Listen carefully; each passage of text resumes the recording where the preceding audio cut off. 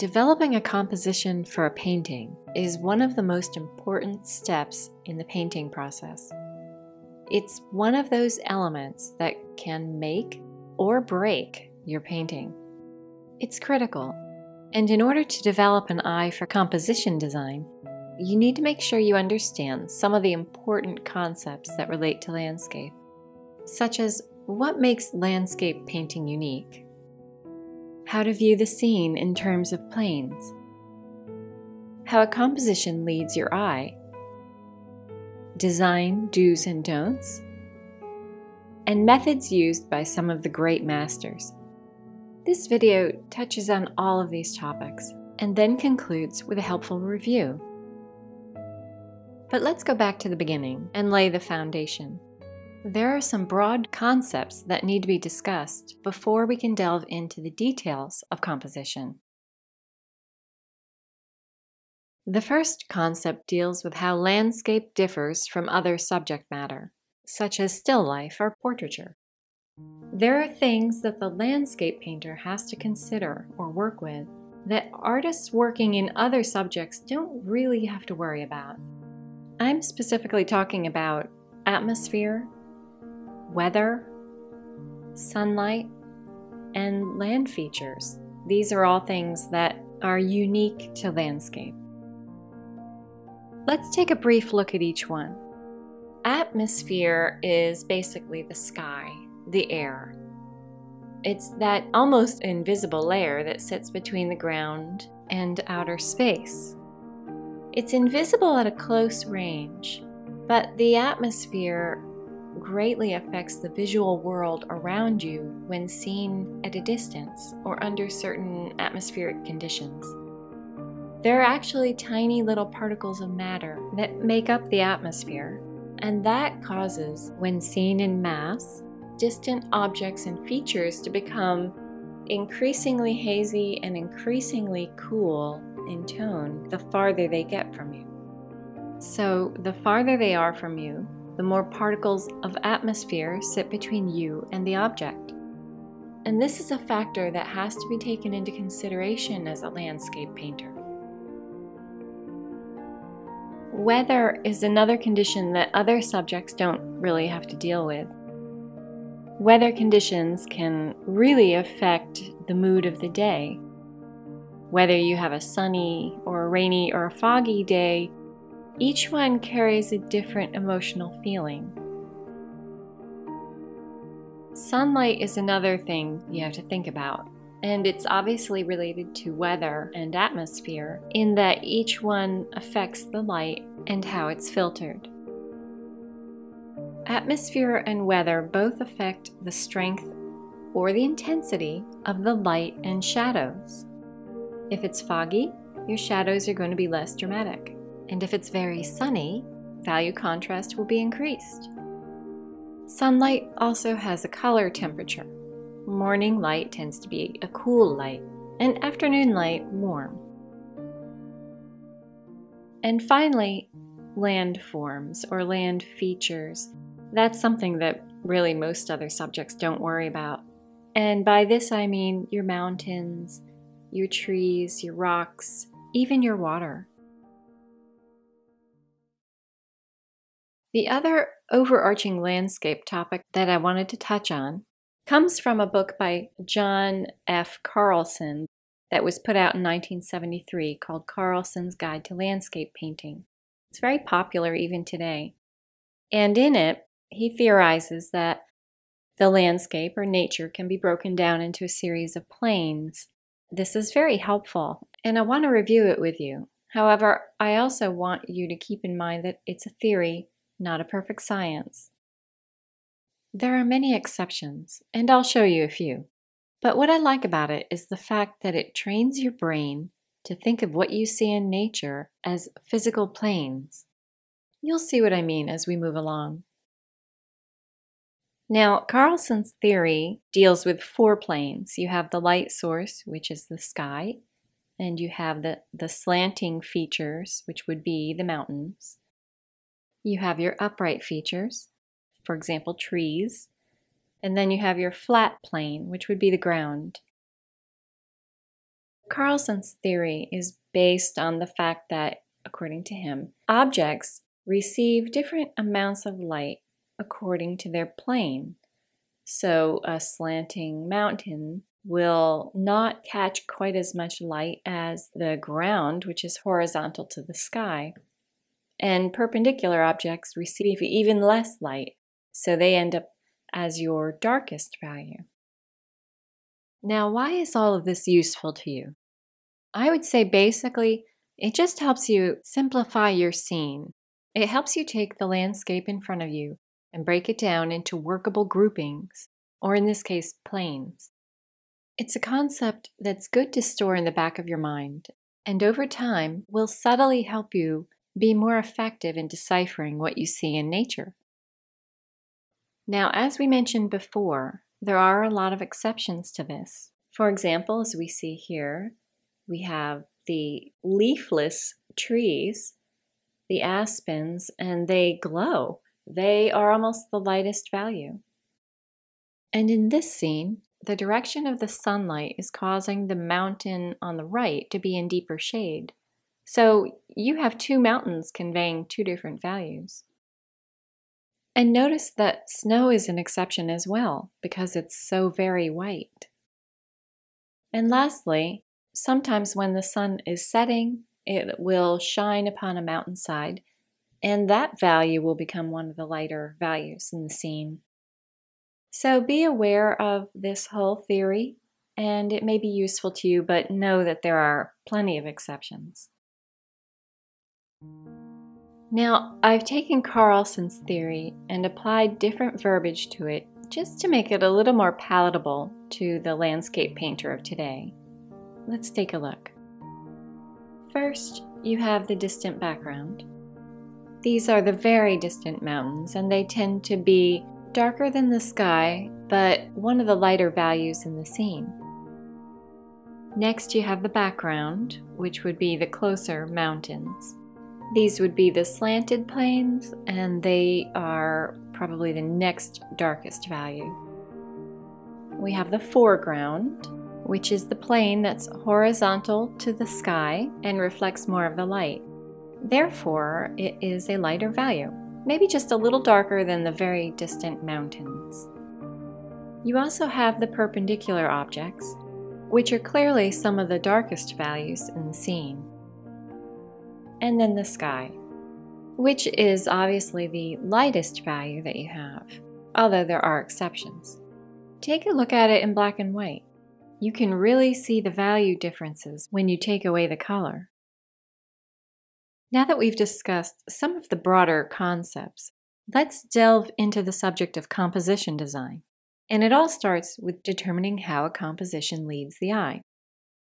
When examining a scene, you need to determine a focal point and then figure out how the lines in the picture lead your eye.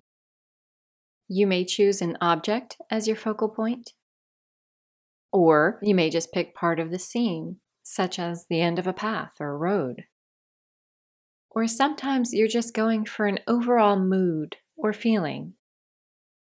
In the scene you see here, I wanted to focus on the graceful lines that you see in the branches.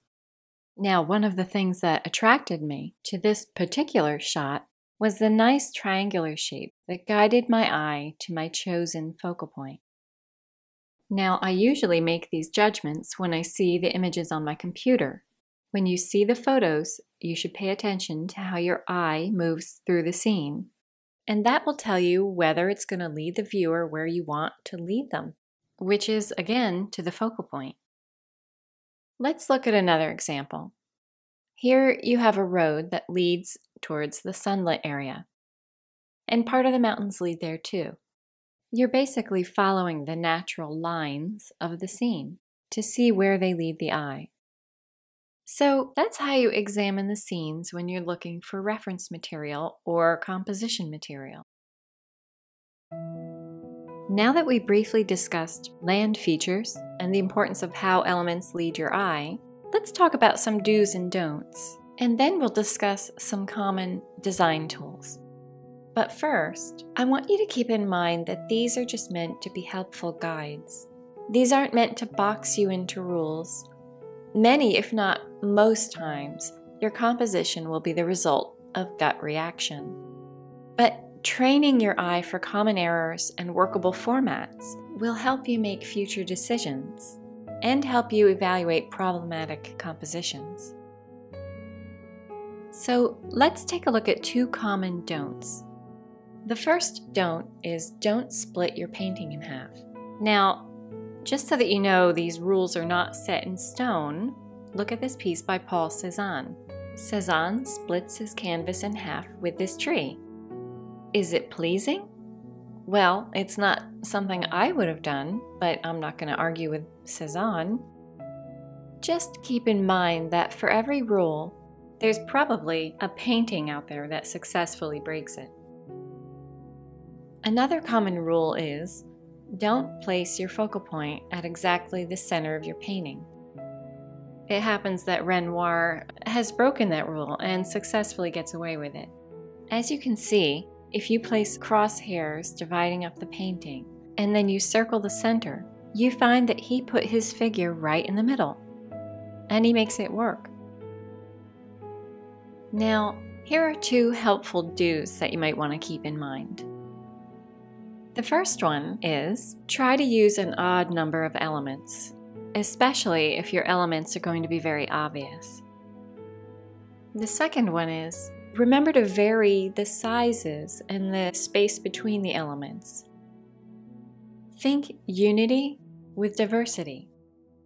In the painting we're looking at, Corot does a fantastic job varying his elements and still maintaining unity. Now we're going to discuss some of the tools that are commonly used in composition design. And we'll use works from some of the great masters as examples. The first one we're going to talk about is the rule of thirds. This is a very popular design format, and it involves dividing up your canvas or your paper into thirds, both horizontally and vertically. The theory is that if you place your prime objects, or even your focal point, where the lines intersect or along the lines, you'll have a successful composition. If you've heard of the golden ratio or the golden point, there are a number of names. That is similar to the rule of thirds, but I find the rule of thirds much easier to understand.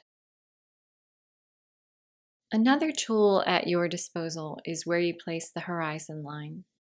You can follow the rule of thirds and place it at the third markers horizontally, or you can go a little extreme with your horizon line. In this painting, you can see that Cuyp has placed his horizon line below the quarter page marker. If you make a very extreme horizon line, it does kind of give it a visual interest, doesn't it? Here, Cuyp has his cows gazing to the right. He also has the clouds lining up in such a way that it guides your eye to the small boat in the right-hand corner.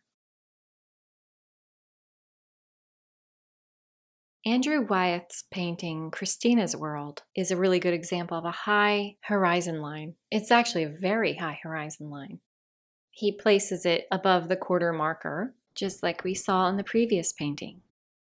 He also lines up her body posture in such a way that it directs you to the house, just as the road in the upper right-hand corner does.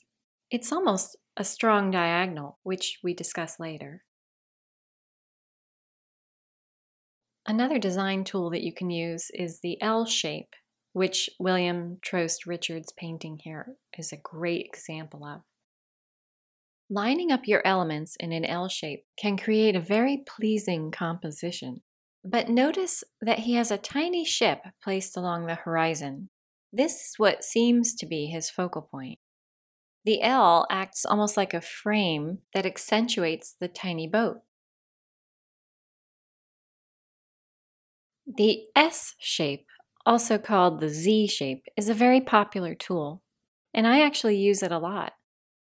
It's often used for painting roads and rivers, like you can see in this painting. I think it's popular because it just naturally leads the eye.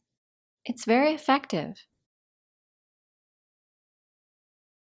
Seurat's painting is a great example of a strong diagonal, but you have to be careful about how you line up your elements in order to convey the diagonal successfully. Seurat was able to pull that off, but I think we're better served by doing something a little more subtle, like what you see here with Andrew Wyeth. It's still a strong diagonal, but he's a little more creative with it. Using a large center object is another tool, but you do also have to be careful with this one. Notice that William Trost Richards, in a kind of reversal, instead of a large dark object, he's put the sun and the reflective sun in the middle as a large object.